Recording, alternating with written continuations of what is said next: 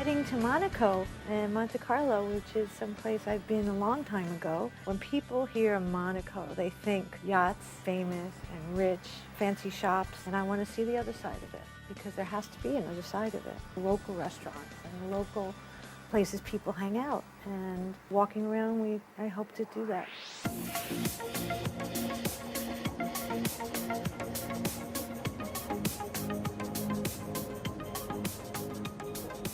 Welcome to Monaco, one of the smallest yet probably most well-known countries in the world.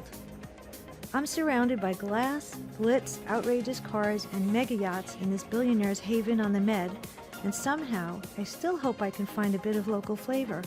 This 2-square-mile nation is the classic luxury destination, the center of which is the famous casino and the elegant Hotel de Paris.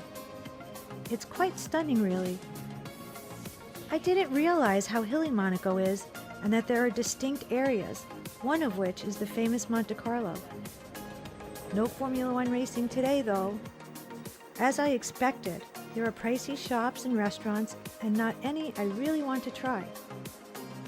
So I head up another hill and a lot of steps to the area known as the Rock. There's the Royal Palace, and although I know they still have their changing of the guards every day, I'm not planning to stay for that. But the views here are incredible. On this one side of the plaza, you can see all of Monte Carlo, including the casino. Walking across to the other side, there's a more sedate view of one of the residential neighborhoods and harbors. Just next to this, I see a restaurant and it's open. The friendly waiters invite me in. I'm lucky that the owner Philippe is there, and he's more than happy to have his kitchen whip up some Monegasque specialties and share some stories with me. Turns out, Castle Rock is a family-owned restaurant since the 1950s. Okay, so... Cheers. Cheers, à votre santé. À votre santé. So what was it like growing up here? Was it... Oh, it's... Monaco is a special community, in fact. So it's a little country, so yeah, more or less everybody knows each other, and we all have a bunch of friends which are coming over regularly. That's why you have to keep your food up to par too. Exactly. Which is a good thing. As you'd expect in a seaside town, fish and seafood are the main event. Looks like I'm going to get some stockfish and some other local dish. Oh my goodness, Philip. So these are like local Monaco dishes. Exactly. So this is the different local specialties. In the middle you have the famous stockfish. Oh wow. The cod. Oh, it smells amazing. It smells kind of like ratatouille-like. So what is stockfish? What is that kind of It's a cod. Usually it's dried because the sailors use it to when they were sailing away. So they needed to this keep is it. the fish they're using it because they can preserve it for a long time. That's like the bacalhau, like exactly, the salted cod type the of same thing as the bacalhau in Portuguese. Right. Yeah. Ah, so that's a specialty from Monaco itself. That's Yeah, nice. exactly. Well, for such a little country to have its own food specialties is pretty. Yeah, of course, terrific. but it's inspired by different local specialty, or even over Monaco. This looks beautiful. So I'm going to try this first because that is very unusual.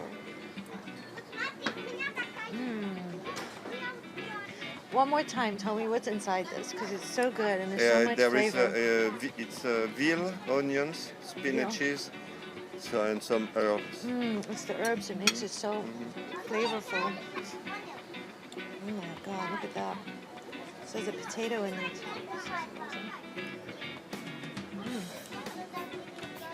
Is there olive in there too? There is some also. Oh, wow, that's fantastic. So how long does it take to make a dish like that? To cook, it's 10 hours plus 2 hours to prepare. Wow. Are there olive oils local to Monaco, or do you have to? No, there is no more olive trees in Monaco. No. Just a few. But there is a street. It's called Boulevard des Moulins, and there is for the to make the olive oil. Press? Yeah, the press, you know. How do you call this in English?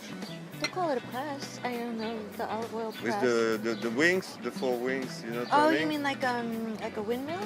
Windmill. Windmill. That's it. Oh. So there is a windmill street in Monaco. Really? Because we used to have olive trees. This is fantastic. Wow, Yeah. there's so many flavors in there. It's incredible. Really delicious. What perfect timing to find the owner there and how friendly and wonderful he was. He gave me advice to walk around through the old town and parks where I'd see more of the authentic Monaco lifestyle. I've had my meal, now it's time for dessert. This looks like a nice cafe, and yum, the cakes look incredible.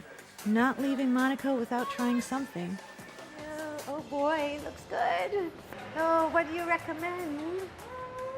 What? Macaron is very good. Macaroons Is a chestnut squid. Oh, chestnut. I love chestnut. It's a very French thing, isn't it? Yes. That sounds delicious to me. Yes, let's do that one. So chestnut is big, and that so reminds me of my childhood and my grandma. She loved this one particular dessert she'd get at her favorite French restaurant. It was ice cream with chestnuts and some sort of gooey sweet syrup on top. Oh my God, that looks good. This isn't ice cream, but it's just as gooey and delicious. This reminds me of my grandma. And that's always nice to have memories like that.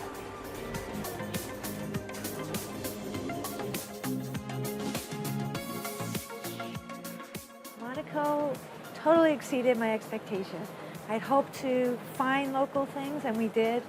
We went walking around, but coming across this restaurant, the owner came out and opened up his arms and just laid out this spread of delicious local specialties.